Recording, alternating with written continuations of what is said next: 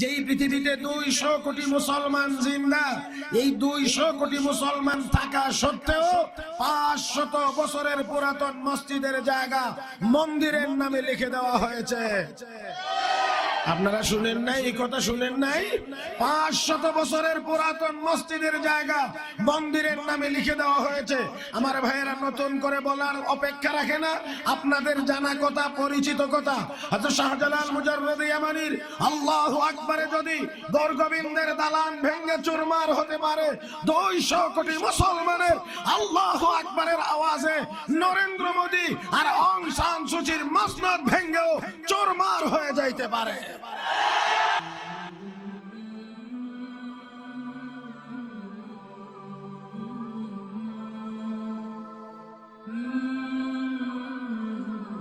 আমার ভাইয়েরা, এত কিছুর উপরেও দফায় দফায় তাকবীরের লুক পরিবর্তন হইতেছে। এরপরেও অনেকের জবান খুলে নাই আল্লাহু আকবার জানি কেমনে কোন।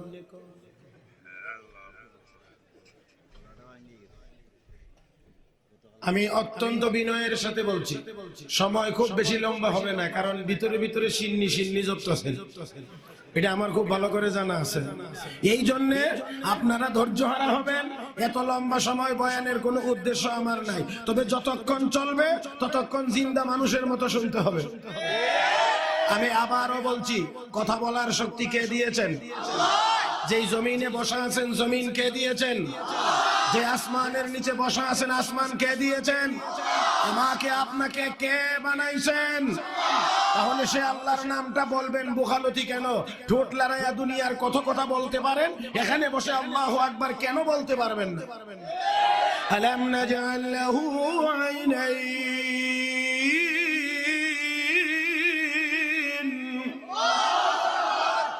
এরপরেও ঠোঁট খুলছে। আমি আমি আমি অত্যন্ত বিনয়ের সাথে মুরব্বীদেরকেও বলছি, ইয়াংদেরকেও বলছি, দয়া করে কেউ জবান বন্ধ রাখবেন না। বন্ধ রাখার সুযোগ নাই। আমরা মুসলমান, আমরা মরতে জানি, ঈমান দিতে জানি না। আমরা ভাঙতে জানি, মস্কাইতে জানি না। আমরা শাহাদাত বরণ করে জান্নাতে যাইতে পারি, কোন কাফেরের সামনে আত্মসমর্পণ করতে পারি না। এবার বলেন আল্লাহু আকবারের আওয়াজ আস্তে হবে না জোরে হবে? এবার আপনি বলেন দেখি।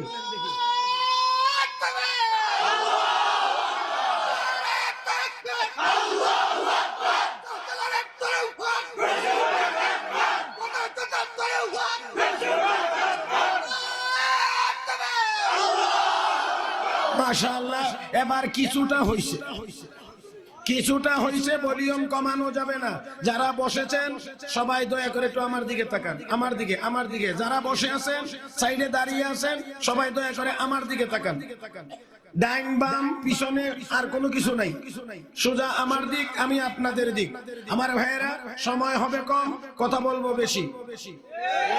এই জন্য আপনারা 3 বার জিগাইলে 1 বার জবাব দিয়ে তো বেশি ওয়াজ হইল। আমার কথা বলা শেষ হওয়া মাত্রই ঠাস ঠাস করতে হবে। রাজি আছেন সবাই? ফুতাইল মুড়ি খাইতে মজা লাগে না, ফুতাইল শ্রোতা নিয়ে ওয়াজ করতে মজা লাগে না। আপনাদের এই ফেঞ্চুগঞ্জে কি পিঠা বানায়? পিঠা যে বানায়, যে জিনিসটার মধ্যে, এটার নাম কি? যেটা চুলার মধ্যে থাকে, চুলার মধ্যে, এটার নাম কি? তাওয়া দিয়ে কি সব পিঠা হয় নাকি? তাওয়া দিয়ে তো বড়টাই নেবে না। মাটির পাতিলাটার নাম কি? গাইয়ারি। আচ্ছা, এখন আপনারা বলেন, আমি গাইয়ারি গরম করব না পিঠা বানাইব? এখন আপনাদের বুঝে শুনে জবাব দিতে হবে। গায়ারি গরম করার দায়িত্ব আমার না পিঠা বানানোর দায়িত্ব আমার? আমি মনে করি আপনারা ওইটা গরম করেন, আমি পিঠা বানাই, তাহলে দুটোটাই ঠিক হবে। আল্লাহ সবাইকে তৌফিক দান করুন। সবাই বলি আমিন, আর জোরে আমিন। ভাইরা, সূরাতুল বাকারা কোরআন শরীফের সবচেয়ে বড় সূরা। এই সাকারে দিবেন আমারে? না এটা আমি আপনারে দিলাম। বাস স্যার কাপড়া আমারে দেখায়েন না, এটা দেখলে আমার রাগ উঠে। আমার ভাইরা, সূরাতুল বাকারার 208 নম্বর আয়াত তেলাওয়াত করেছি।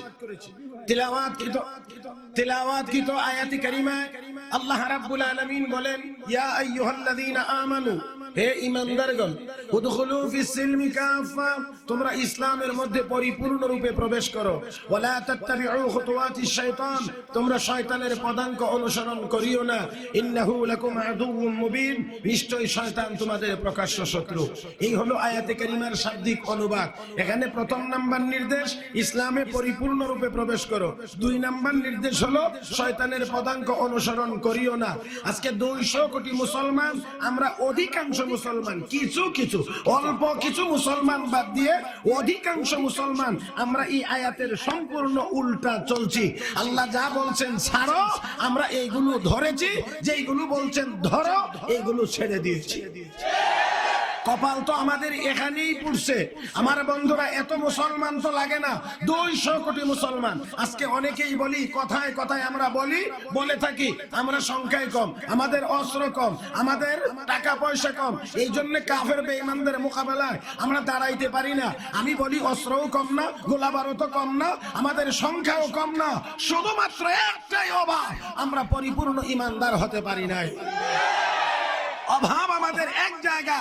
আমার ভাইরা, এই কারণে লক্ষ্য করে দেখেন, পরিপূর্ণ ইমানদার যদি আমরা হতে পারতাম, যদি হতে পারি, তাহলে এখনো সাহাবায়ে কেরাম যেমন পূর্ণ ইমানদার হওয়ার কারণে আল্লাহর প্রত্যক্ষ সাহায্য পেয়েছিলেন, আমরাও পূর্ণ ইমানদার হতে পারলে 1500 বছর পরেও আল্লাহর প্রত্যক্ষ সাহায্য আমরাও পাই।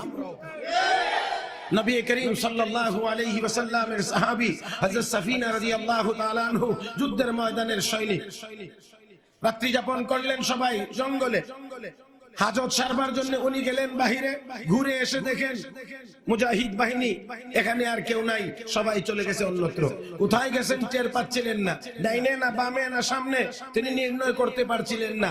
এমন সময়েই দেখা যায় রয়্যাল বেঙ্গল টাইগার, বাঘ সাহাবীর দিকে এগিয়ে আসতেছে। নাম শুনলেই তো ভয় লাগে, আর দেখলে খোলা জায়গায় যদি দেখেন যে বাঘ আসতেছে, আল্লাহই জানে কত কিলোমিটার গতিতে দৌড় দিবে। বাঘ আসতেছে, তার পজিশন নিয়ে, মোড নিয়ে হামলা করবে, আক্রমণ করবে। নিকটে যখন আসছে, রেঞ্জের ভিতরে যখন আসছে, তখন নবীর সাহাবী বাঘটাকে লক্ষ্য করে বলছেন, হে বাঘ, তুই কি আমাকে চেনস? আমি মুহাম্মদুর রাসূলুল্লাহর সাহাবী, আমি একজন মুসলমান। আর একটু জোরে, আরে বাঘ, তুই কি আমাকে চিনস? আমি মুহাম্মদুর রাসূলুল্লাহর সাহাবী, আমি একজন মুসলমান। যেই মাত্র বলেছেন আমি একজন মুসলমান, বাঘ যেই হামলার ভাব নিয়ে এসেছিল সেই ভাব আর নাই। এখন আর শরীর উত্তেজিত নয়, শরীর নরম হয়ে গিয়েছে, মাথা নিচের দিকে, লেজও নিচের দিকে বড় ঠান্ডা। এক কদম দু কদম করে এগিয়ে আসতেছে, আস্তে আস্তে করে এগিয়ে আসতে আসতে আল্লাহ নবীর সাহাবীর শরীরে নাক লাগাইয়া বাঘ ঘ্রাণ নিতে আরম্ভ করেছে। বাঘ আল্লাহ নবীর সাহাবীর শরীর থেকে ঘ্রাণ নিতে শুরু করেছে। ঘ্রাণ নিয়েছে, কিসের ঘ্রাণ? ঘ্রাণ নিয়ে বুঝতে পেরেছে এই শরীরের ভিতর থেকে তাওহীদের সুঘ্রাণ বাহির হইতেছে। আর একটু জোরে বলেন, তাওহীদের সুঘ্রাণ বাহির হইতে আছে।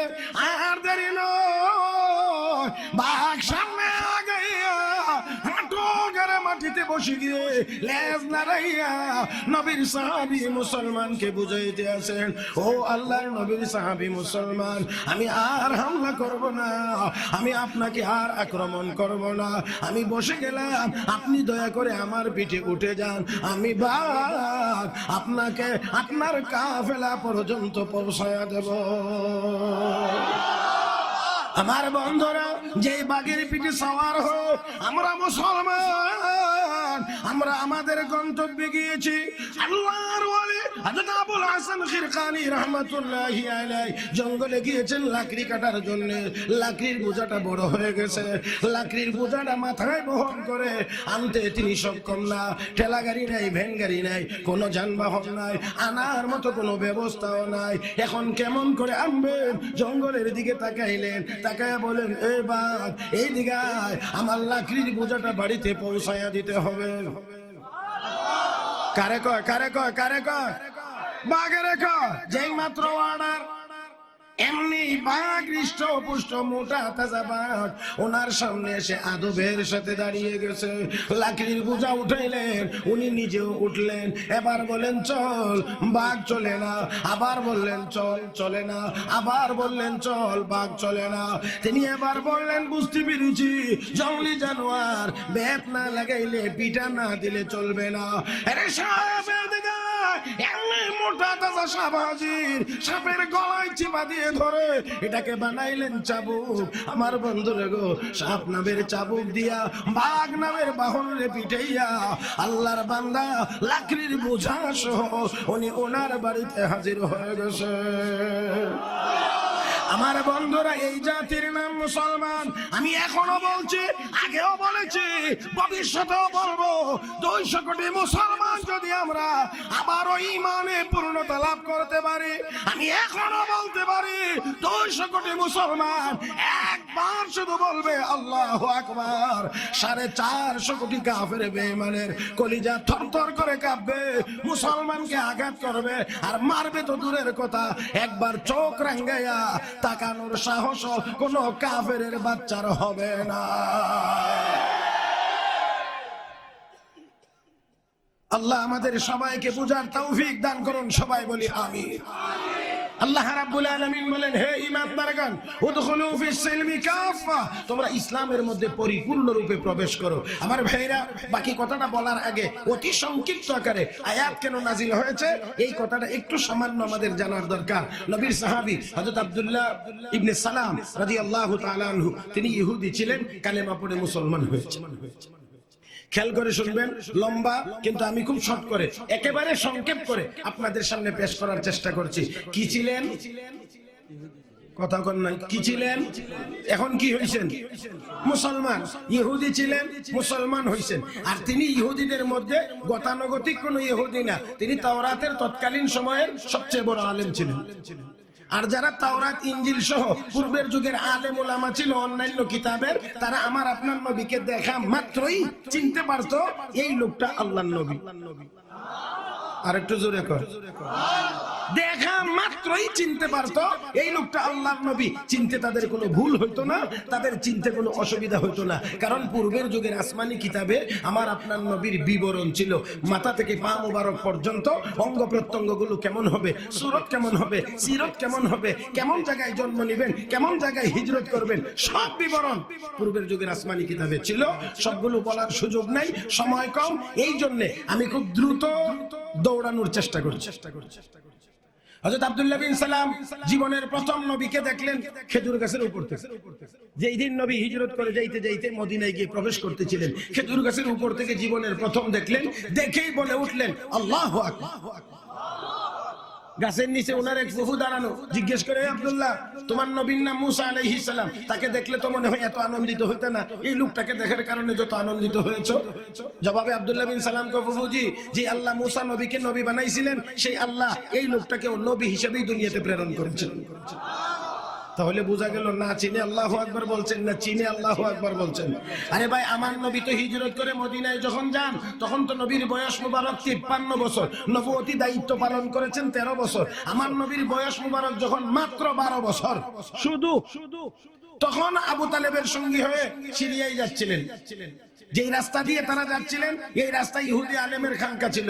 ইহুদি আলেম কোনোদিন মক্কার মানুষের সাথে সাক্ষাৎ করতে আসে নাই, মক্কার মানুষও যায় নাই। কিন্তু যেই বছর নবীকে নিয়ে চলছে, সেই বছরে ব্যতিক্রম। ব্যতিক্রমটা কি? ইহুদি আলেম খানকা ছেড়ে দিয়ে রাস্তায় এসে দাঁড়িয়ে অপেক্ষা করছে। বাণিজ্যিক কাফেলা যেই মাত্র আসছে সবাইকে থামাইয়া দিলেন। থামাইয়া এক কোণা থেকে একজন একজন করে ধরে কাছে আনেন, মাথা থেকে পা পর্যন্ত দেখে তাকে আলাদা করে রাখেন। আরেকজন ধরেন, কাছে আনেন, মাথা থেকে পা পর্যন্ত দেখে তাকে আলাদা করে রাখেন। কার্যক্রমটা দেখে বোঝা যাচ্ছে উনি এমন একজন মানুষ তালাশ করতেছেন যেই মানুষটাকে দেখলে তিনি চিনতে পারবেন। চলতে চলতে আস্তে আস্তে আস্তে আস্তে 12 বছরের বালক রাহমাতুল লিল আলামিনের হাত পর্যন্ত গিয়ে পৌঁছেছে। নবীজির হাত মুবারক ধরে কাছে এনে মাথা থেকে পা মুবারক পর্যন্ত কয়েকবার গভীর মনোযোগ সহকারে তাকিয়ে ইহুদি আলেম তার মতামত ব্যক্ত করে বলছেন, হাযা রাসূল রাব্বিল আলামিন, হাযা রাহমাতুল লিল আলামিন। আরেকটু জোরে, তিনি আল্লাহর রাসূল, তিনি জগৎবাসীর জন্য রহমত। মক্কার লোকজন আশ্চর্য হয়ে বলে, কেমন করে চিনলেন, কেমন করে বুঝলেন এই বালকটি আল্লাহর রাসূল, সে জগৎবাসীর জন্য রহমত? আরে মক্কার লোকেরা শোনো, আমি আমার খানকার ভিতরে মুরাকাবায় ছিলাম, মুরাকাবার ভিতরে দেখতে পেয়েছি তোমাদের বাণিজ্যিক কাফেলার লোকজন এক কদম দু কদম করে এগিয়ে আসতেছ।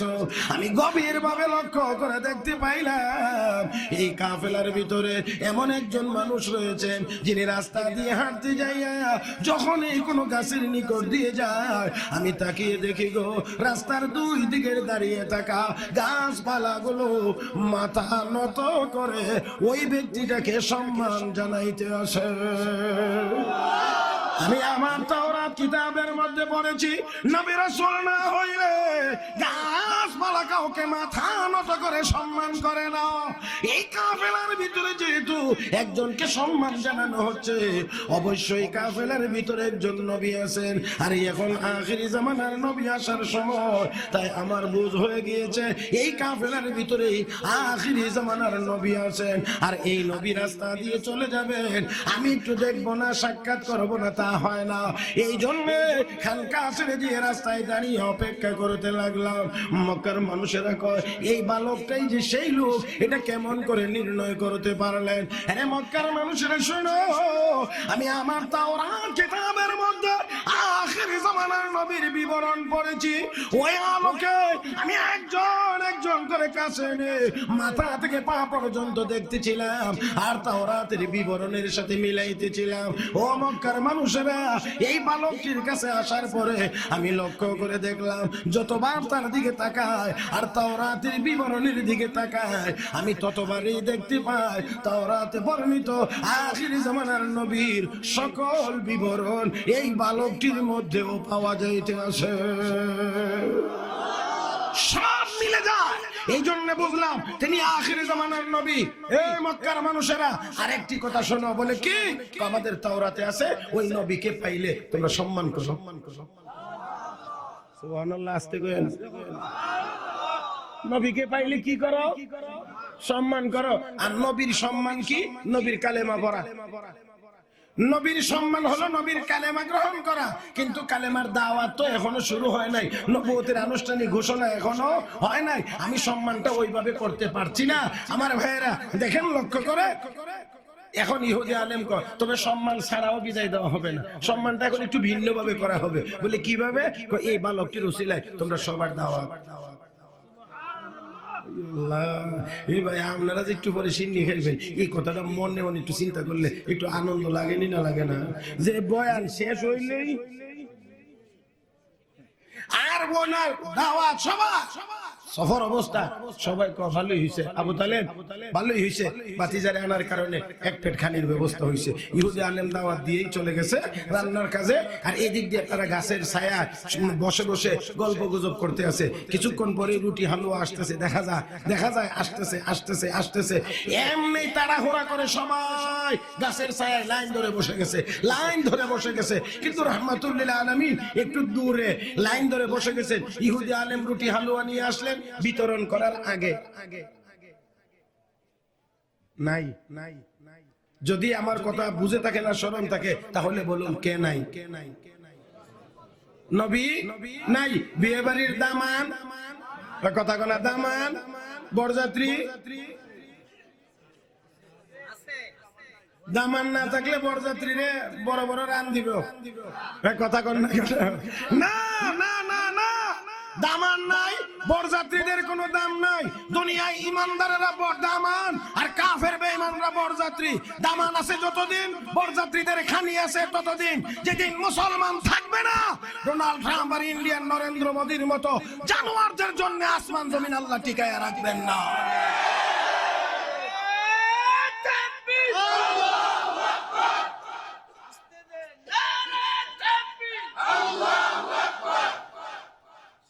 বন্ধুগণ, জি জি অন্য কিছুই আমি আশা করি না। অযথাই হাসার কোনো সুযোগই এখানে নেই। কারণে অকারণে হাসার কোনো সুযোগ এখানে নাই। একান্তই কথাগুলো মনোযোগ সহকারে শুনবো। আল্লাহ যেন তৌফিক দান করেন। সবাই বলি আমিন। দাওয়াত, সবাই খুশি, লাইন ধরে বসে গেছে। ইউজি আলিম জিগা ওই বালকটি কোথায়? আছে আমাদের মালামাল যে রাখছি গাটুরি গুটুরি ওইখানে আছে, আসতেছে। যার ওসিলাই খাওয়া হয় তারে বাদ দিয়ে বসে গেছে লাইন ধরে খাওয়ার জন্য। ওই বালকটি আসার আগ পর্যন্ত এক টুকরা রুটিও দেওয়া হবে না। এখন কেমন লাগে কোনছে? এখন তো মনে মনে শুধু কামনা, মোহাম্মদ তাড়াতাড়ি আসো, তাড়াতাড়ি আসো। অপরদিকে আল্লাহর হাবিব, তিনি তো আর রুটি হালুয়ার পিছনে দৌড়াইতে পারেন না। বুঝেন না? রুটি হালুয়ার পিছনে নবী দৌড়াইতে পারেন না। আল্লাহ অত্যন্ত ধীর কদমে আস্তে আস্তে করে এগিয়ে আসতেছেন। আসার পরে দেখতে পাইলেন গাছের ছায়ায় বসার মতো কোনো জায়গা নাই, কোনো প্লেস নাই, বসার মতো কোনো সুযোগ নাই। নবী কাউকে গিয়ে বলেন না একটু উঠেন, কাউকে বলেন না একটু চাপেন, আমাকে একটু জায়গা দেন। যখন গিয়ে নবী দেখলেন বসার কোনো জায়গা নাই, আল্লাহর হাবিব রাহমাতুল লিল আলামিন সোজা গিয়ে রোদ্রের মধ্যে বসে গিয়েছেন। আরে মুসলমান, যেমনি মাত্র করে আমার আপনার নবী রোদ্রে গিয়ে বসে গিয়েছেন, এবার দেখা গেল গো যেই গাছের ছায়ায় মক্কার লোকেরা বসা, ওই গাছগুলো তাদের আপন জায়গা ছেড়ে দিয়ে সামনে আগাইয়া আমার আপনার নবীর উপরে ছায়া দিতে আরম্ভ করেছে। রে মক্কার মানুষেরা, একটু আগে গাছের ছায়া কোথায় ছিল আমাদের উপরে, এখন ছায়া গেল কোথায়? ছায়া গিয়েছে এখন মুহাম্মদের উপরে। তোমরা ভালো করে শোনো, যেই লোকটি রোদ্রে গিয়ে বসে গেলে গাছ সামনে আগাইয়া গিয়ে তাকে ছায়া দেয়, এই মানুষটি আল্লাহর পয়গম্বর ছাড়া আর কিছুই হতে পারে না। আমার ভাইয়েরা, আমার বলার কথা ছিল হযরত আব্দুল্লাহ বিন সালাম রাদিয়াল্লাহু তাআলা আনহু খেজুর গাছের উপর থেকে দেখে চিনতে পেরেছিলেন। এবার তিনি মনে মনে ভাবলেন শুধু চিনলাম তা না, নবীর দরবারে গিয়ে একটু জানার দরকার, একটু বোঝার দরকার উনি এই জাতিকে কি শিক্ষা দিতে আছেন। তিনি বলেন আমি গেলাম, যেই দিন গেলাম নবীর দরবারে ওই দিন গিয়ে শুনি আল্লাহর নবী শিখাইতে আছেন আফসুস সালাম ওয়া আতিমুত তাআম ওয়াসিলুল আরহাম وصلوا بالليل والناس نيام تدخلون الجنة بسلام। আল্লাহর হাবিব বলেন উম্মত বেশি বেশি করে সালাম দাও, সালামের প্রসার করো। কিসের কিসের কিসের? জোরে কোন জোরে কোন জোরে কোন? সালামের প্রসার করো। আল্লাহর নবী বলেন উম্মত বেশি বেশি করে সালাম দাও, ও আতিমুত তাআম দরিদ্র মানুষদেরকে খানা খিলাও, ওয়াসিলুল আরহাম আত্মীয়তার সম্পর্ক বজায় রাখো, ওয়াসাল্লু বিল্লাইলি ওয়ান নাস নিয়াম মানুষ যখন ঘুমিয়ে থাকে শেষ রাত্রিতে উঠে উঠে তাহাজ্জুদের নামাজ পড়ো। নবী বলেন উম্মত রে, এই চারটি গুণ যদি অর্জন করতে পারো আমি রাসূল ঘোষণা দিলাম নিরাপদে আল্লাহর জান্নাতের প্রবেশ করতে পারবে। কয় কাজ কয় কাজ কয় কাজ কয় কাজ? এক নাম্বার বেশি বেশি, জোরে কোন বেশি বেশি। দুই নাম্বার দরিদ্র গরিব অসহায় মানুষদেরকে খানা খেলানো। তিন নাম্বার আত্মীয়তার সম্পর্ক ছিন্ন না করে সম্পর্ক ঠিক রাখা। চার নাম্বার রাতের শেষ ভাগে তাহাজ্জুদের নামাজ পড়া। নামাজ পড়া শেষ রাত্রিতে আমার ভাইয়েরা নবী বলেন চার গুণ যাদের মধ্যে থাকবে নিরাপদে আল্লাহর জান্নাতে প্রবেশ করতে পারবে। হযরত আব্দুল্লাহ বিন সালাম এমন সুন্দর কথা শুনে আমি তো কিতাবের বিবরণ অনুযায়ী আগেই চিনছিলাম উনি নবী, কথা শোনার পরে দেখলাম উনি নবী না হয়ে পারেন না। আর দেরি করলাম না, সাথে সাথে আমিও কালেমা পড়ে মুসলমান হয়ে গেলাম। আর একটু জোরে কোন, সাথে সাথে কালেমা পড়ে মুসলমান। আমি আবারও জিজ্ঞেস করছি সেই আগের কথাটা, উনি আগে কি ছিলেন? ইহুদি ছিলেন, এখন মুসলমান। দেখেন মনে প্রাণেই কালেমা পড়ে মুসলমান হয়েছেন, এখানে কোনো গ্যাপ ফাঁক কোনো কিছুই নেই। কিন্তু বাস্তবতার নিরিখে চলতে ফিরতে গিয়ে একটু সামান্য অসুবিধা ওনার কাছে মনে হচ্ছে। খেয়াল করে শুনেন, এক নাম্বার জায়গাটা হলো যে ইহুদি ধর্ম মোতাবেক শনিবার দিনটা ছিল দামি দিন। ইহুদি ধর্ম মোতাবেক শনিবার দিন ছিল দামি দিন। এই দামি দিনের কারণে তারা ধর্ম অনুযায়ী এই দিন মাছ শিকার করা ছিল হারাম। শনিবার দিন এই জন্য তারা কেউ মাছ শিকার করতো না, মাছ ধরতো। এটা ছিল তাদের ধর্মে নিষেধ। তাদের ধর্ম মোতাবেক শনিবার দিন মাছ শিকার করা হারাম। এবারে আসেন ইসলামের বিধান মোতাবেক শনিবার রবিবার বলে কোনো কথা নাই। যে দিন মনে চায় এই দিন মাছ ধরো, যে দিন মনে না চায় এই দিন না ধরো। আমার কথাটা এই জায়গাটা কিন্তু ভালো করে খেয়াল করে বুঝতে হবে। দেখেন ইসলামের বিধান মোতাবেক কোন দিন টিন নাই, যেই দিন মনে চা যেই সময় মনে চা এই সময় তুমি মাছ শিকার করতে পারো। তাহলে শনিবারে মাছ শিকার না করলেও কোনো দোষ নাই, করলেও কোনো দোষ নাই আমার ভাইয়েরা। কিন্তু ইহুদি ধর্ম মোতাবেক শনিবার দিন মাছ শিকার করা হারাম। তার মানে যদি কেউ শনিবার দিন মাছ শিকার করে তাহলে কবিরা গুনাহ হবে ইহুদি ধর্ম মোতাবেক। এই জন্য হযরত আব্দুল্লাহ বিন সালাম চিন্তা করতে লাগলেন, আমি যে মুসলমান ধর্মে ইসলামের বিধান অনুযায়ী শনিবারে মাছ ধরার কোনো বাধ্যবাধকতা নাই, মনে চাইলে ধরো না চাইলে না ধরো। আর ইহুদি ধর্ম মোতাবেক হারাম, অতএব আমার পরিবার পরিজন আত্মীয় স্বজন সবাই তো ইহুদি, আমি মুসলমান, অতএব শনিবারে যদি আমি মাছ শিকার না করি তাহলে ইসলামের বিধানও লঙ্ঘন হয় না, ইহুদিরাও আমার উপরে অসন্তুষ্ট হবে না, কারণ শনিবারে মাছ ধরলে তাদের দৃষ্টিতে তো আমি কবিরা গুনাহ করতেছি। সূক্ষ্ম জায়গাটা বুঝতে পারছেন কি আপনারা? হ্যাঁ আমার ভাইয়েরা খুব খেয়াল করে দেখেন, ইহুদি ধর্মে শনিবার দিন মাছ শিকার করা হারাম। এই জন্য ইসলাম ধর্মে এটা হলো হালাল, করতে পারো নাও করতে পারো। আমি যদি না করলাম ইসলামের কোনো বিধান লঙ্ঘন হয় না। কথা কন না কেন? ইসলামের বিধান লঙ্ঘন হয় না। অপর দিক দিয়ে ইহুদিরা আমার উপরে শনিবারে মাছ শিকার না করার কারণে তারা আমার উপরে অসন্তুষ্ট হবে না।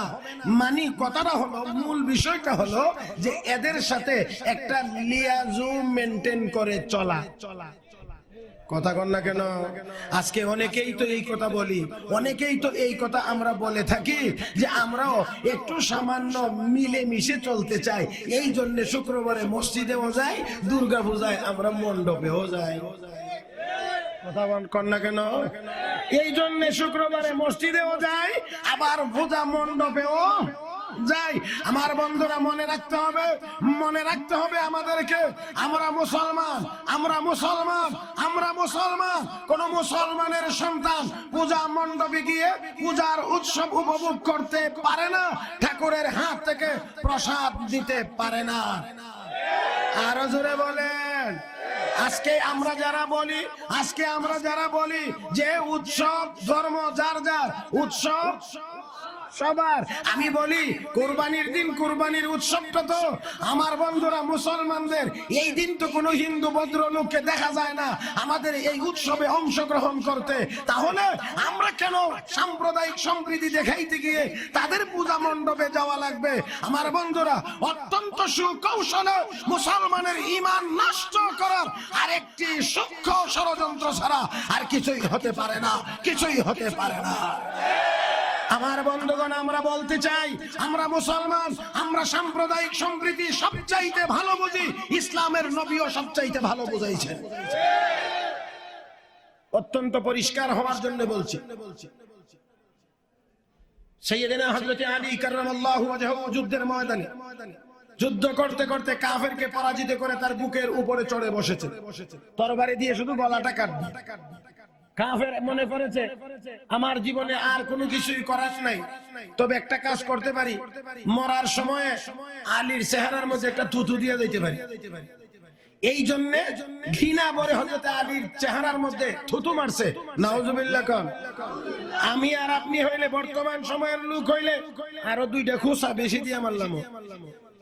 তুই আমার চেহারার মধ্যে থুতু মারছো।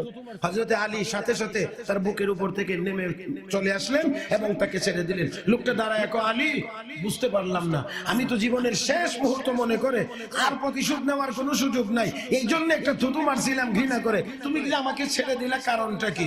হে আল্লাহর বান্দা, আমি এতক্ষণ পর্যন্ত যুদ্ধ করতেছিলাম একমাত্র আল্লাহকে সন্তুষ্ট করার জন্য। এখন যেহেতু তুমি আমার চেহারায় থুতু মেরেছো, আমার শরীরের মধ্যে আলাদা রাগ এসে গিয়েছে। আমি এখন আমার ব্যক্তিগত রাগ নিয়ে যদি তোমাকে আঘাত করি, তোমাকে মারতে চাই, আল্লাহর আদালতে দাঁড়াইয়া অবশ্যই আমাকে জবাব দিয়ে করা লাগবে, এই জন্য আমি তোমাকে ছেড়ে দিয়েছি। লোকটি ডাক দিয়ে কলি, এত সুন্দর আদর্শ কোথায় পাইলা? হযরত আলী বলেন, কেন জানো না, আমাদের নবী হলেন আদর্শের নবী। চিৎকার মেরে কোন আল্লাহু আকবার। এত আস্তে না, আরো জোরে কোন আল্লাহু আকবার। আলী বলেন, আল্লাহর বান্দা, আমাদের নবী আদর্শের নবী, এই আদর্শ নবীর কাছ থেকে শিখেছি। আরে ভাই আলী, এই নবী যদি এমন সুন্দর আদর্শ শিক্ষা দিয়ে থাকে, অবশ্যই ইসলাম ধর্ম সত্য, নবীও তিনি সত্য। আর দেরি করতে চাই না, আমাকে এই মুহূর্তে কালেমা পড়াইয়া মুসলমান বানায়া দাও, আমাকে কালেমা পড়াইয়া মুসলমান বানায়া দাও। আমি এই জন্য বলি, ইসলামের নবী সবচাইতে বেশি সম্প্রীতি শিক্ষা দিয়েছেন। এই জন্য আমরা বলতে চাই, বাংলার জমিনে যে যেই ধর্ম মনে চায় স্বাধীনভাবে পালন করবে, আমাদের কারো কোনো আপত্তি নাই। আমার বন্ধুরা, শুধুমাত্র কথা হলো 54,000 বর্গ মাইল যেখানে 360 আউলিয়া রয়েছেন, আর একটু আসতে, যেখানে লক্ষ লক্ষ উলামায়ে কেরাম রয়েছেন, প্রায় 5 লাখের মতো মসজিদ রয়েছে, 15 কোটির মতো মুসলমান যেই দেশে, এই বাংলার জমিনে কোন নাস্তিক মুরতাদ যদি আমার আল্লাহকে, আমার নবীকে, মসজিদ মাদ্রাসাকে, কোরআন সুন্নাহকে নিয়ে কেউ যদি কটাক্ষ করতে চায়, আমরা পরিষ্কার ভাষায় বলতে পারি, এমন নাস্তিক মুরতাদদের জন্য বাংলার জমিন এক মুহূর্তের জন্য নিরাপদ আস্তানা হতে পারে না।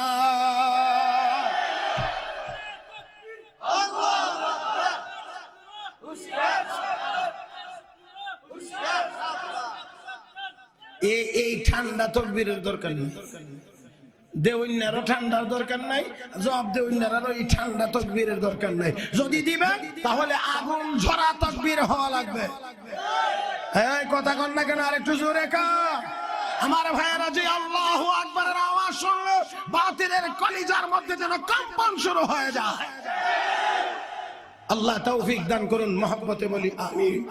আমার ভাইয়েরা, তাই আসুন বলছি, সাম্প্রদায়িক সম্প্রীতি যদি না বুঝে কেউ, তাহলে ভারতের উগ্রবাদী হিন্দুরা বুঝে না, মিয়ানমারের বৌদ্ধরা বুঝে না, ইসরায়েলের ইহুদিরা বুঝে না, পৃথিবীর অন্যান্য দেশের খ্রিস্টানেরা বুঝে না।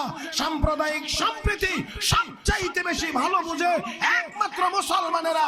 আর এর উজ্জ্বল দৃষ্টান্ত বাংলাদেশ। আমি তো বলি, 94% মুসলমানের দেশে যদি আমরা মুসলমানেরা সম্প্রীতি ধরে না রাখতাম, রক্ষা করার চিন্তা না করতাম, একটা মণ্ডপেও পূজা চলতে পারত না, একটাতেও না। আমার ভাইয়েরা, কিন্তু তারা অত্যন্ত আনন্দের সাথে তারা তাদের কাজ করেছে, আমাদের কোনো আপত্তি নাই। ভাইয়েরা আমার, যাই হোক, আসুন বলছিলাম আমরা মুসলমান, অতএব আমাদের অবশ্যই খেয়াল করতে হবে, ইসলাম যা বলে আমাদেরকে তা পালন করতে হবে। জোরে বলেন ঠিক কিনা?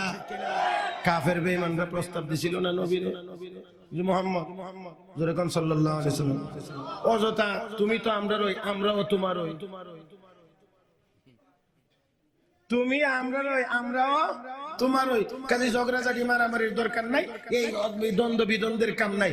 লোক মিলেমিশে কাজ করি বলে কি, আমরা কিছুদিন তোমার খোদার ইবাদত করি, তুমিও তোমরা অনুসারী নিয়া কিছুদিন আমরার মূর্তি পূজা করো। তোমার এটা সমঝোতার কথা, সম্প্রীতির কথা না। কিছুদিন আমরা মণ্ডপে গেলাম, এরাও কিছুদিন আমাদের মসজিদে আইলো, তাহলে আর জিন্দেগিতে কোনোদিন মারামারি হওয়ার কোনো আশঙ্কা নাই। জবাবে আল্লাহ সূরা কাফিরুন নাজিল করছেন, শেষ আয়াতে আল্লাহ জানায় দিয়েছেন, হে নবী আপনি বলে দিন লাকুম দীনুকুম ওয়ালিয়া দীন, তোমরা তোমারটা পালন করো, আমি আমারটা পালন করব।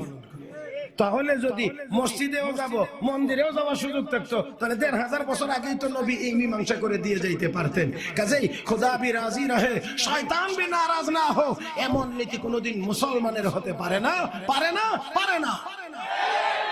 কথা বুঝছেন নি? খোদা ভি রাজি রহে শয়তান ভি নারাজ না হো, মানে আল্লাহও রাজি থাকুক, শয়তানও যেন অসন্তুষ্ট।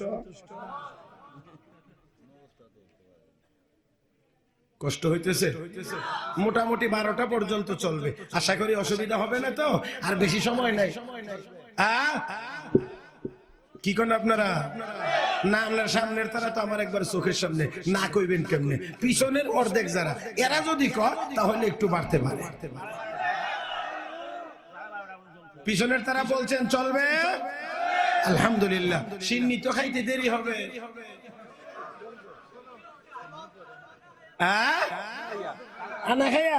মাশাআল্লাহ মাশাআল্লাহ। এ ভাইরা একটু তাকবীর তাকবীর দিয়া ট্যাঙ্কিটার একটু খালি করেন, সিন্নিটা খাইতে মজা পাবেন। কি বলেন ঠিক কিনা? নারায়ে তাকবীর। আল্লাহ তুমি কবুল।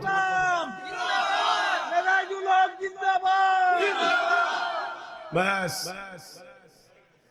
আমার বন্ধুগণ, এ ভাই এ ভাই এ ভাই এ ভাই, না না না না না না, আমি না আগেই বলছি যে আমরা কোরআন হাদিসের এই মাহফিলের আজমত আমরাই রক্ষা করব ইনশাআল্লাহ।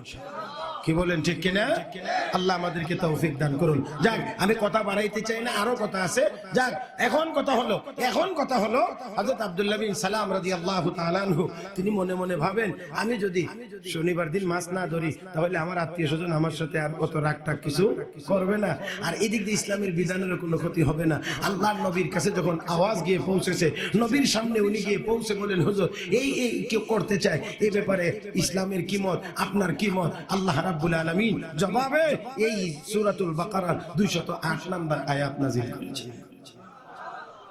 আল্লাহ বলেন, ইয়া আইয়ুহাল্লাযীনা আমানু দুখুলু ফিস-সিলমি কাফা, হে ঈমানদারেরা ইসলামের ভিতরে পরিপূর্ণ রূপে প্রবেশ করো, পরিপূর্ণ রূপে প্রবেশ করো।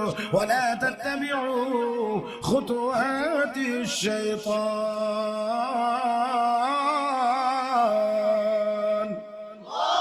ইন্নাহু লাকুম আদুউম মুবিন।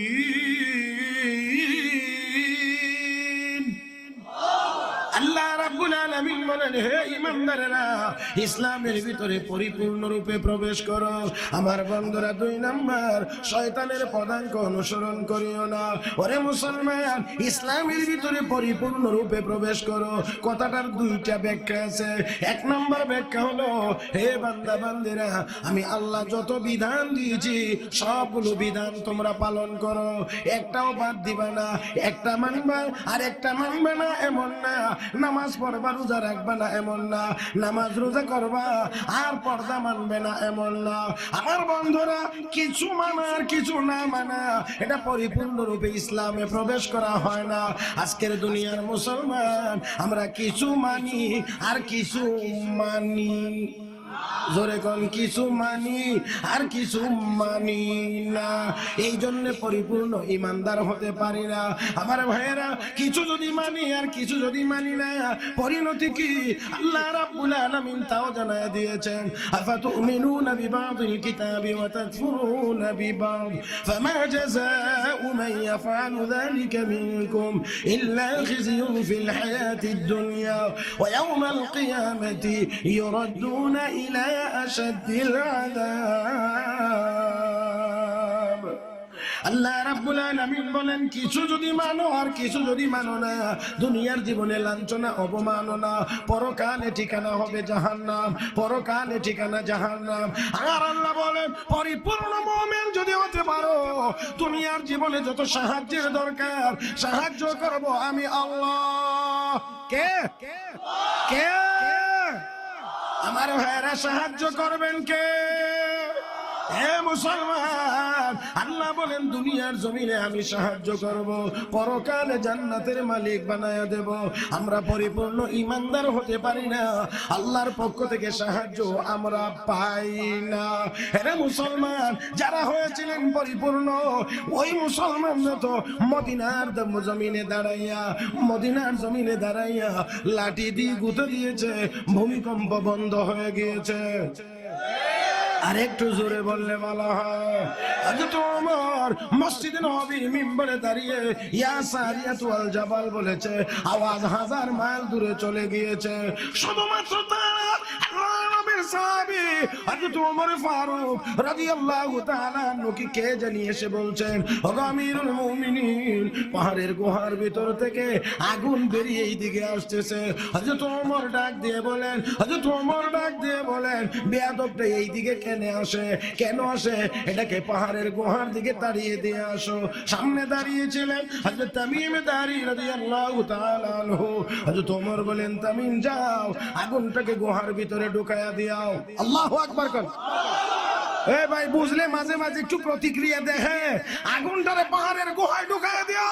হযরত তামিম দারি বলে, আমি লাঠি নিয়ে গেলাম, ছাগল গরু যেমন করে হাঁকায় না হয়, আমি আগুনটাকে এমন ভাবে হাঁকায় নিয়ে গুহার ভিতরে ঢুকায়া দিলাম।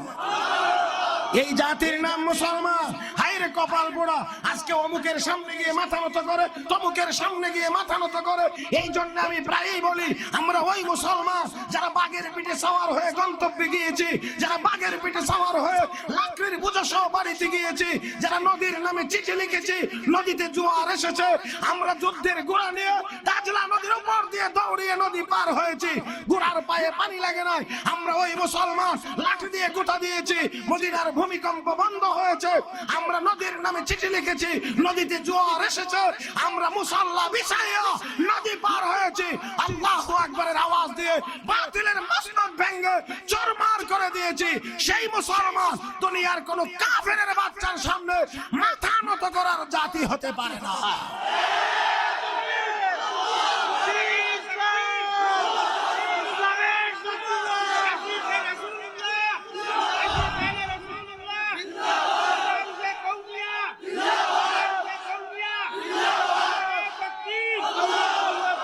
আমার ভাইরা, ভয় পাওয়ার কোনো কারণ নাই। আমরা মুসলমান বড় সৌভাগ্যবান জাতির নাম, যাদের দুনিয়াও আছে, যাদের জান্নাতও আছে। দুনিয়ায় বাঁচবো, আল্লাহর গোলামি করব, মরবো, আল্লাহর জান্নাতের মেহমান হয়ে যাব। فمن الناس من يقول ربنا آتنا في الدنيا وما له في الآخرة من خلاق ومنهم من يقول ربنا آتنا في الدنيا حسنة وفي الآخرة حسنة وقنا عذاب النار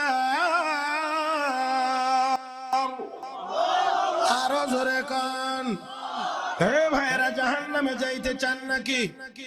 আরো জোরে কান। কোথায় যাব?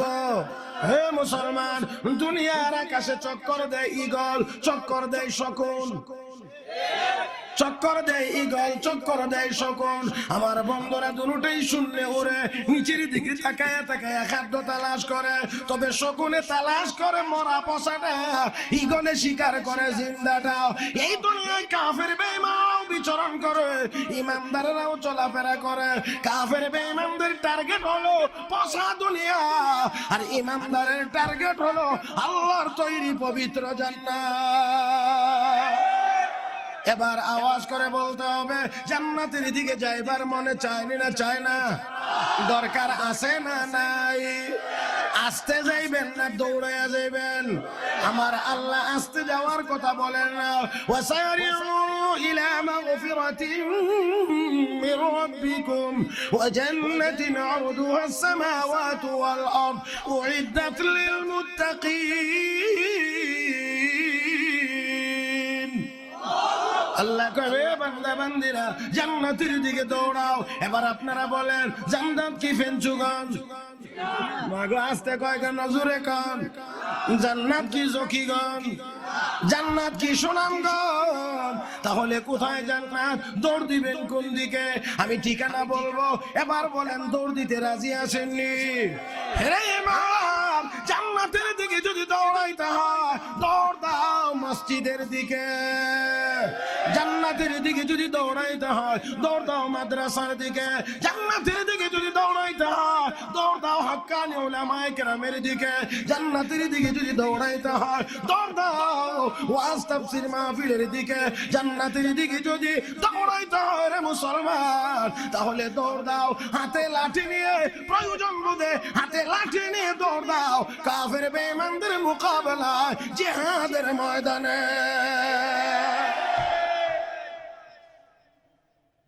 আল্লাহ তৌফিক দান করুন, জোরে বলি আমিন। কষ্ট হবে না তো? 12টার পরেও কয়েক মিনিট চলবে ইনশাআল্লাহ। আমার ভাইয়েরা, আল্লাহ কয় ইসলামের ভিতরে পরিপূর্ণ রূপে প্রবেশ করো। 1 নাম্বার ব্যাখ্যা হলো যত বিধান আছে সবগুলো মানো, সবগুলো। তাহলে নামাজও পড়তে হবে, রোজাও রাখতে হবে, হজও করতে হবে, যাকাতও দিতে হবে, পর্দা না করলেও চলবে। ওই জিনা আসতে কেন, সবাই মিলে একসাথে কোন, তাহলে পর্দাও করা আরো জোরে লাগবে, স্মরণ থাকে যেন। এখন তো পর্দার কথা ভুলেই গিয়েছি। এখন পর্দা রক্ষার আরেকটা ফর্মুলা আছে আমার কাছে। ফর্মুলাটা হইলো আপনারা পুরুষেরা সবাই ঘরে বসে যান, মহিলারা বাকি যে কয়টা আছে এটি বের করে দেন।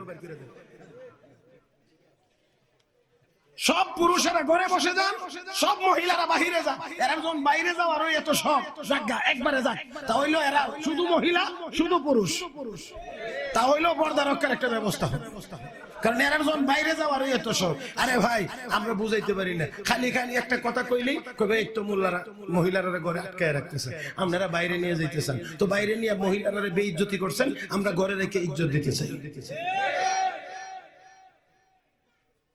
আর কথায় কথায় কি আরেকটা কথা আছে, এটা হইলো যে জাতির অর্ধেক হলো নারী, সেই নারী জাতিকে ঘরে বসিয়ে রেখে উন্নতি সম্ভব নয়। অতএব তাদেরকে তাদের হাতে কোদাল দিয়ে দাও, তাদের মাথায় উড়া উঠে দিয়ে দাও, এখন মাটি কাটো, রাস্তা বানাও। কথা ঠিক না? পাগলের দল। এটাই যদি নীতি হয়, এটাই যদি নীতি হয় যে মহিলারাও তোমার মতো মাটি কাটবে, তাহলে মহিলা একলা পেটে বাচ্চা নিবে কেন? তুমিও নও।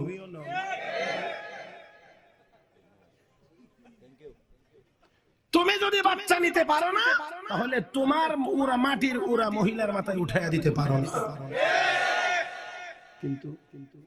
কিন্তু নাই কথা হইলো বের করো। আসল কথা এখানে না, আসল কথাটা হলো মহিলাদেরকে যদি বের করে নেওয়া যায়, আর এই মহিলাদের দামি জায়গা পেটটা যদি পরপুরুষকে ব্যাপক হারে দেখানো যায়, তাহলে এখান থেকে নেক সন্তান আর জন্ম নিবে না, আব্দুল কাদের জিলানী হবে না, শাহজালাল মুজাররদ ইয়ামানি হবে না, খাজা মঈনুদ্দিন চিশতি হবে না। কাফের বেঈমানদের মোকাবেলায় হুঙ্কার ছড়বার মতো সন্তান আর মুসলমান মায়ের পেটে জন্ম নেবে না। ও ভাইয়েরা, কারণ মা যদি নেককার হয়, মা যদি দিনদার হয়, মায়ের ভূমিকা, মায়ের অবদানেও সন্তান অনেক বড় কিছু হতে পারে। আরো আসতে বলেন। অনুমতি দিলে একটা ঘটনা আপনাদেরকে শোনাইতে পারি। বলবো পিছনের তারা কি বলেন? বলবো। মাশাআল্লাহ মাশাআল্লাহ, সামনের রাত্রি পিছনের জুস বেশি, এর আর জুস বেশি। দেখা যাক আপনারা আসেননি আমার সাথে ইনশাআল্লাহ। হযরত ইমাম রবিয়াতুর রায় রাহমাতুল্লাহি আলাইহি, বাড়ি মদিনা শরীফ। তিনি তখন তার মায়ের পেটে, ওনার বাবা চলে গেছেন সিরিয়াতে ব্যবসার জন্য, ওনার মার কাছে 15,000 দিরহাম দিয়ে বলছে এটা দিয়ে সংসার চালায়। চলে গেছেন দীর্ঘদিন বিদেশ ব্যবসা করবেন। আল্লামা কারি তৈয়ব সাহেব রাহমাতুল্লাহ আলাইহি লিখেন, ওনার বাণিজ্যিক এই সফর ছিল একটানা 16 বছর। সন্তান জন্ম নিয়েছে, মা নাম রাখছে রবিয়া, আদর্শ দিয়ে লালন পালন করছে। পড়ানোর সময় যখন হয়েছে মক্তবে নিয়ে ভর্তি করে দিয়েছে, আলিফ বা তা শেখানো শুরু করেছেন। এইভাবে করতে পড়াইতে এককভাবে মায়ের ভূমিকা তার বাবা বিদেশ থেকে ফিরে আসার আগে মায়ের ভূমিকা। ছেলে এত বড় আলেম হয়েছেন, 16 বছর বয়স হওয়ার আগে এত বড় আলেম হয়েছেন যে মসজিদে নববীতে রওজা শরীফের পাশে বসে হাদিস পড়ানোর জন্য মুহাদ্দিস নিযুক্ত হয়েছে। 16 বছর পরে বাবা বাড়ি ফিরলেন। আমার কথাগুলো সবগুলো একটা কাটছাট করে বলতে হচ্ছে, খুব সংক্ষেপ করে, যাতে করে আমি কম সময়ে বেশি কথা আপনাদের সামনে পেশ করতে পারি। আমার ভাইয়েরা বাড়িতে ফিরলেন, গেট দিয়ে প্রবেশ করবেন, এমন সময় দেখে ভিতর থেকে এক যুবক ছেলে বের হয়ে আসছে। দেখেই তো মেজাজ গরম। আমার বাড়িতে যুবক ছেলেকে, এই যুবক তুমি আমার বাড়িতে কে? যুবক মাগো মুরব্বী, আপনি আমার বাড়িতে ঢুকেন, আমার না জিগে আপনি আবার কোন আমি কে? আপনি কে? একজন আরেকজনের দেখে নাই, চিনেও না, এই জন্য এখন যুবকে কয় আপনি কে, বুড়ায় কয় তুমি কে। এখন কে কে করতে করতে আওয়াজ বড় হইতেছে, কথাবার্তা উত্তপ্ত, আর দুনিয়ার সব ঝগড়াঝাটি শুরু হয় মুখ দিয়া, ফিনিশিং হয় হাত দিয়া।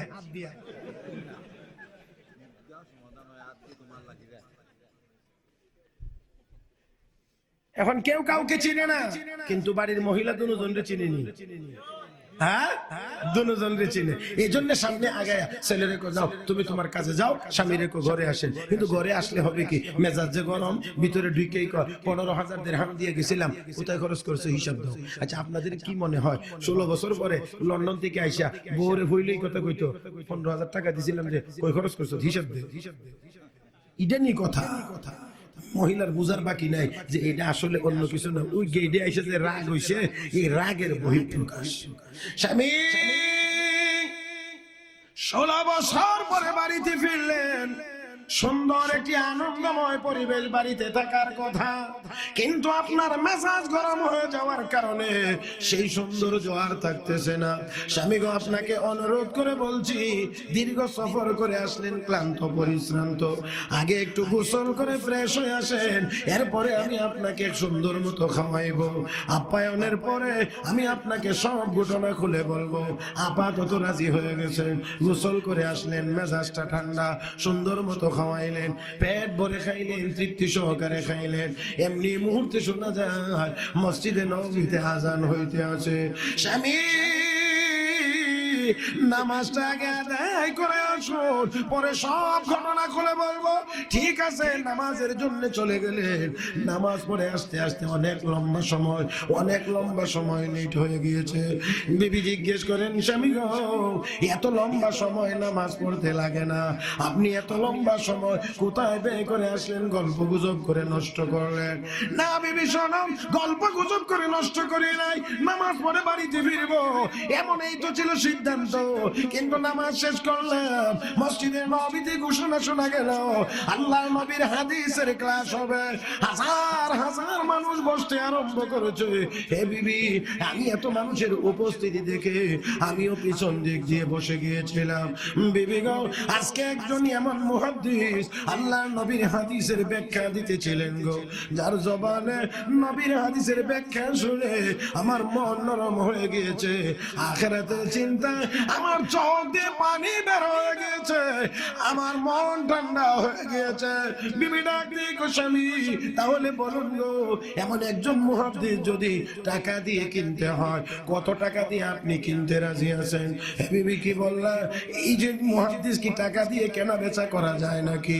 এরপরেও বলছি, একজন রাজা বাদশাহ বিশাল ধনভাণ্ডারটি যদি দিয়ে দেওয়া হয়, এরপরে উপযুক্ত মূল্য আদায় হবে না।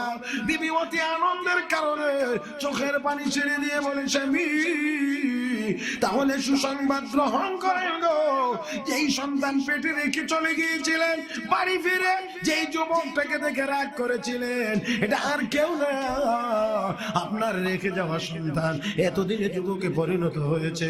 ওগো স্বামী, আপনি এতক্ষণ যেই মুহাদ্দিসের ক্লাসে বসে নবীর হাদিসের ব্যাখ্যা শুনে মন শীতল করে এসেছেন, এই মুহাদ্দিস আর কেউ না, আপনার বাড়িতে এসে দেখা এই যুবকটাই হলো এই মুহাদ্দিস। ওগো স্বামী, আপনার রেখে যাওয়া 15,000 দিরহাম খরচ করে আমি আপনার জন্য এত বড় একজন মুহাদ্দিস তৈরি করেছি।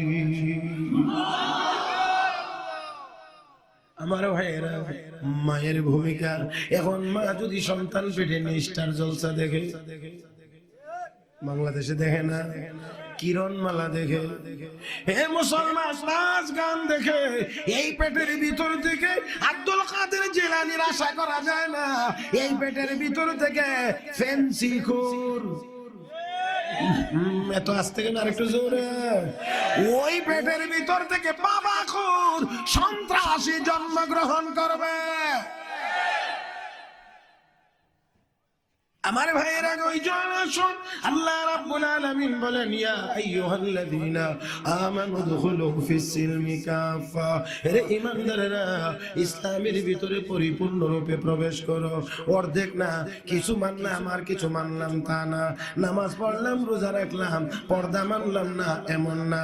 আজকে তো কথায় কথায় শুধু বাহিরে যাইতে চায়, বাহিরে যাইতে চায়, ঘরে থাকতে চায় না, আর মনে করে এটাই অধিকার। আবার কেউ কেউ মনে করে পর্দা রক্ষা করার দরকার কি। আমরা দেখতে দেখতে আমাদের আর ওই অনুভূতি নাই, কোনো অসুবিধা নাই। মোল্লারা দেখে না তো, হঠাৎ দেখলে মাথা ঠিক থাকে না।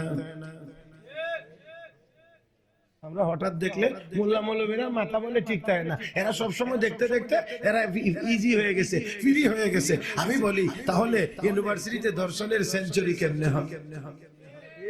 বাংলাদেশে 2.5 বছরের শিশু বাচ্চা থেকে শুরু করে 80 বছরের বৃদ্ধা পর্যন্ত আজ ধর্ষণের শিকার হয়। কিন্তু আল্লাহর মেহেরবানিতে আমি অত্যন্ত সাহস করে বলতে পারি, কওমি মাদ্রাসার বারান্দায় আজও পর্যন্ত একটি নারী উত্তপ্ত হয় নাই, ইফটিজিং এর একটি ঘটনাও ঘটে নাই। আদর্শ নাগরিক, সুনাগরিক কোথায় তৈরি হয় এটা আমাদেরকে বুঝতে হবে। আমার ভাইয়েরা, কওমি মাদ্রাসাওয়ালারা আল্লাহওয়ালা মানুষ, আল্লাহওয়ালা মানুষ তৈরি করে। এখানে কোনো চোর ডাকাত লম্পট বাটপার সিটার এইরকম কোনো কিছু তৈরি হওয়ার কোনো সম্ভাবনা জোরে কন নাই নাই নাই নাই আল্লাহর মেহেরবানিতে। আমার ভাইয়েরা, এই জন্য আমাদেরকে অবশ্যই অবশ্যই অবশ্যই এই কওমি মাদ্রাসাগুলোর পাশে দাঁড়াইতে হবে। রাজিনী সবাই ইনশাআল্লাহ? আল্লাহ তুমি সবাইকে তৌফিক দান করো। জোরে বলেন আমিন, আর মহব্বতে বলেন আমিন। আল্লাহ কয় ইসলামের ভিতরে পরিপূর্ণরূপে প্রবেশ করো। মা বোনরা, ইজ্জত যদি বাঁচাইতে চান, সম্মান নিয়ে যদি চলতে চান, পর্দার ভিতরে চলে যান। হ্যাঁ, দেখেন পুরুষেরা শক্তিশালী না মহিলারা শক্তিশালী? গায়ে শক্তি কার বেশি? পুরুষ। এই জন্য পুরুষেরা বাইরে কাজ করে, মহিলারা একটু শারীরিক ভাবে দুর্বল, তারা ঘরের ভিতরে কাজ করে। আপনি কামাই করে আনবেন, বেগম সাহেব রাইন্দা আপনারে খাওয়াইবো, বাস দেখবেন ঘরটা জান্নাতের টুকরা। আর যারা উন্নতি করার জন্য লেডাসও চাকরি করে, লেডিসও চাকরি করে,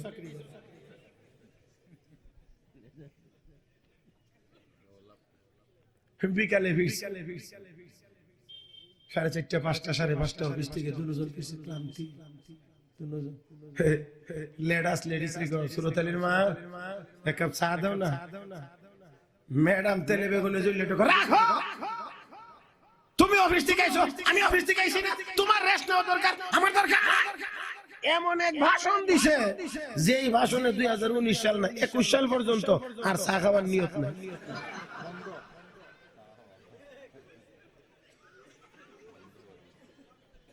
কথা ঠিক কিনা? আমার বন্ধুরা, এই জন্য একজন ঘরে আরেকজন বাহিরে, বাহিরের জন উপার্জন করে আনবে, ঘরের জন সংরক্ষণ করবে, রান্না বান্না করে স্বামীর খেদমত করবে, ঘর সুখের সংসার হবে, জান্নাতের টুকরা হবে। আজকে যদি আমি বলি মানে বাড়াবাড়ি হবে না, অতিরিক্ত হবে না, আপনি একটু খোঁজ নেন, একটু খোঁজ নেন, একটু খোঁজ নেন, খোঁজ নিয়ে দেখেন আজকে আমাদের অধিকাংশ মুসলমানদের ঘরের ভিতরে যেই আগুন জ্বলছে, এই আগুনে কলিজা পুড়ে ছারখার হয়ে যাচ্ছে।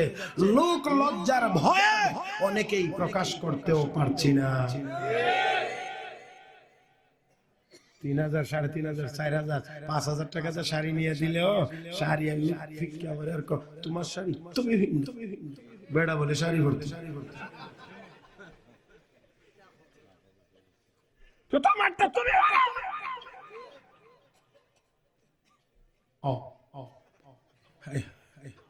এই গাল হুলাকে থামাইতে গিয়ে অনেকের শরীরের ঘাম ঝরে। আরে না বলে পারছি না। আর মোল্লা মৌলবীরা, মসজিদের ইমাম মুয়াজ্জিনেরা বেতন 3500, 4000, 5000, কিন্তু যাওই কিনে ঘরে গেলে আলহামদুলিল্লাহ। রমজান মাসে একটু হাতিয়া বেশি তো, এই জন্য 1000 টাকা শাড়ি একটু কিনে লেছে আর কি, আবেগের চলে নিয়ে কয় গো সুরতালির মা সারা বছর তো ভালো দামি কাপড় পরাইতে পারি না, এবার এই রমজান একটু হাতিয়া ভালো পাইছি, এই জন্য 1000 টাকা দিয়া শাড়িটা নিয়েছি তোমার লাগি। 1000 টাকার কথা শুনে নিজেই সুন্দর হাসি দেয়ার কি দরকার ছিল এত দামি কাপড় কিনা? 1000 টাকার কথা শুন না যে হাসিটা স্বামীরে উপহার দেয়। আপনারা 10,000 টাকা দিও শাড়ি দিও, কিয়ামত পর্যন্ত এমন একটা হাসি আদায় করতে পারবেন।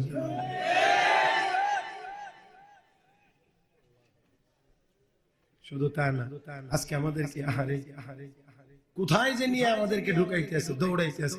আর একটা কথা খুব বেশি চলতেছে, খুব বেশি, এই স্লোগানের সামনে সব বরবাদ করে দেওয়া হচ্ছে।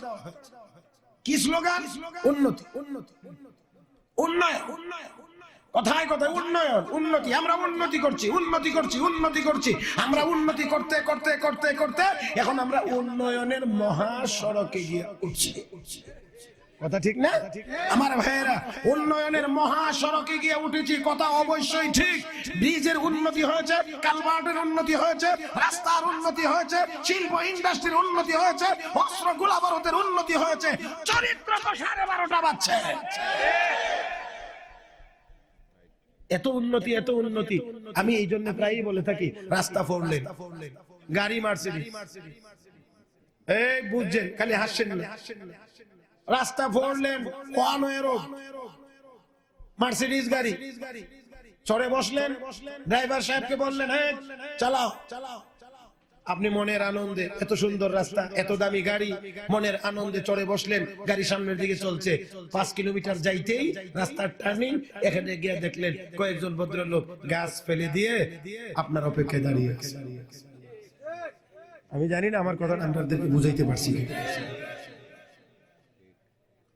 ভদ্রলোকেরা আপনার গাড়ি ব্রেক, এমনি সামনের গ্লাসে মারছে বাড়ি, গ্লাসটা ভেঙে গেল, আতঙ্কিত করে ফেললো আপনাকে। অতঃপর অস্ত্র টাকা কি আছে তাড়াতাড়ি দেন না, দাও, এটাও না, কি আছে বলেন। আপনার মার্সিডিজ, আপনার 1 ওয়ে রোড আপনার কতটা শান্তি দিতে পেরেছে আমার ভাইয়েরা? এই জন্য ইসলাম বলে, এই জন্য ইসলাম বলে যে যতটুকু পারো উন্নতি করবা, এর আগে সবার আগে চরিত্রের উন্নতি করা লাগবে। আমার আপনার নবী এই কাজটাই করে গিয়েছিলেন। এই জন্য একটি কথা এখানে বলতে হয়, হযরত আবু বকর সিদ্দিক রাদিয়াল্লাহু তাআলা আনহু রাষ্ট্রপতি, হযরত ওমর প্রধান বিচারপতি। হযরত আবু বকর রাষ্ট্রপতি, হযরত ওমর প্রধান বিচারপতি। 2 বছর হযরত ওমর বিচারকের দায়িত্বে ছিলেন, 2 বছর। 2 বছর পরে মহামান্য রাষ্ট্রপতি বরাবর গিয়ে বলছেন, মহামান্য রাষ্ট্রপতি, আমি আর এই আদালতে থাকতে চাই না, আমি এই পদে আর থাকতে চাই না, চিফ জাস্টিস পদে আমি আর থাকতে চাই না, পদত্যাগ করতে চাই। কেন ওমর? কারণ কি? 2 বছর এজলাসে বসে রইলাম, একটি মামলাও আমার আদালতে যায় নাই, অযথা বেকার এই পদ ধরে রাখে লাভটা কি? এই জন্য পদত্যাগ করতে চাই। ওয়াজ বুঝলে সুবহানাল্লাহ তো গলা ফাটায় এখন বলার কথা ছিল। 2 বছরে একটি মামলাও আদালতে যায় নাই। ইনসাফের সাথে বলেন, বাংলাদেশে 2 বছরে কতগুলো মামলা হয়েছে এর পরিসংখ্যান আছে কি জানি? তবে কিছুদিন আগে বিচারপতি এস.কে. সিনহা যখন দেশের বাইরে চলে গেছে, তখন ভারপ্রাপ্ত প্রধান বিচারপতি ছিলেন বিচারপতি আব্দুল ওয়াহাব মিয়া। তিনি একটি বিবৃতি একদিন দিয়েছিলেন, তিনি বলছিলেন যে সুপ্রিম কোর্ট আপিল বিভাগে মামলার পাহাড় জমে গেছে, শুনবার মতো এত বিচারক নাই, মানে মামলা এই পরিমাণ জমা, যে মামলা নিষ্পত্তি করার মতো বিচারক দেশে নাই, আদালতে এত মামলা জমা হয়েছে। আমার ভাইয়েরা, তাহলে আমরাও মুসলমান, আর হযরত আবু বকর সিদ্দিকের শাসন আমলে 2 বছরের ভিতরে একটি মামলাও আদালতে যায় নাই, তারাও ছিলেন মুসলমান। এবার পার্থক্য করে দেখেন যে আমাদেরকে আল্লাহ যে বলছেন উদখুলু ফিস সিলমি কাফা, ইসলামে পরিপূর্ণরূপে প্রবেশ করো, এই পরিপূর্ণরূপে প্রবেশ তারা করতে পেরেছিলেন। এই জন্য 2 বছরে মামলা একটাও নাই। আমাদের প্রতিদিনে হাজার হাজার মামলা হইতে আছে। ভাইরা, উন্নতি, আজকে আমেরিকাকে উন্নত বলা হয়, চায়নাকে উন্নত বলা হয়, জাপানকে উন্নত রাষ্ট্র বলা হয়। আমি আপনাদেরকে বলবো যে যেই দেশগুলোকে উন্নত দেশ বলা হয়, উন্নত রাষ্ট্র বলা হয়, বিনয়ের সাথে অনুরোধ করছি আপনারা একটু ভিজিট করে আসুন, একটু ঘুরে আসুন, একটু দেখে আসুন। আমি অত্যন্ত সাহস করে বলতে পারি আপনাদের ভুল ভাঙবে, চোখের পর্দা সরে যাবে। ওই উন্নত দেশগুলো যদি ঘুরে আসেন আর নিরপেক্ষ দৃষ্টিভঙ্গি যদি আপনার থাকে, তাহলে আপনি বলতে বাধ্য হবেন যে এরা আমাদের দেশের কুকুর বিড়ালের চাইতেও নিকৃষ্ট, নিকৃষ্ট, নিকৃষ্ট। কারণ আমাদের কুকুর বিড়ালেরও কিছু শ্রাবণ ভাদ্র, কিছু সীমানা আছে, কিছু সময় আছে। ওই দেশের মানবরূপী কুকুর বিড়ালদের কোনো সীমানা, সময়সীমা নাই। তাহলে এটার নাম উন্নতি হতে পারে না। আমি অত্যন্ত বিনয়ের সাথে বলছি, আমার ভাইয়েরা, গরু বাচ্চা দেয়নি না দেয় না? হ্যাঁ, গরুর এই পর্যন্ত কেউ একটা সোয়েটার কিনে দিয়েছিল? এর নিচে আর গেলাম না। কুকুর নিত বাচ্চা 8টা দেয়, এই পর্যন্ত কোনো জাম্পার কেউ কিনে দিয়েছেন? একটাও না। হ্যাঁ, তাহলে কুকুর কুকুরনি বাচ্চা দেয়, এই বাচ্চাদের কোনো কাপড় চোপড়ের দরকার হয় না। গরু ওই বাচ্চা দেয়, এই বাচ্চার জন্য কোনো কাপড় চোপড়ের দরকার হয় না। মানুষের বাচ্চা জন্ম নিবে অপারেশন থিয়েটারে, মহিলাকে ঢুকানো হয়েছে, সিজারে বাচ্চা হবে। নানার বাড়ি দাদার বাড়ির লোকেরা আগেই কম্পিউটারের মাধ্যমে আলট্রাসোনোগ্রাম করে মোটামুটি ধারণা পেয়েছে ছেলে হবে। এই জন্য উভয় পক্ষ ছেলেদের পোশাক নিয়ে থিয়েটারের সামনে দাঁড়ানো। যেই মাত্র বাচ্চা নিয়ে এসেছে, কাপড় পরায়া বাচ্চাকে তারা গ্রহণ করেছে, বরণ করেছে। তাহলে বুঝতে হবে, মানুষের বাচ্চা এটা পোশাক লাগে, গরুর বাচ্চা, কুকুরের বাচ্চা পোশাক লাগে না। উন্নতির নামে যেই মানুষেরা পোশাক শরীর থেকে খুলে ফেলে, এটা উন্নতি হতে পারে না, এটা পশুত্ব হতে পারে, মানবতা হতে পারে না।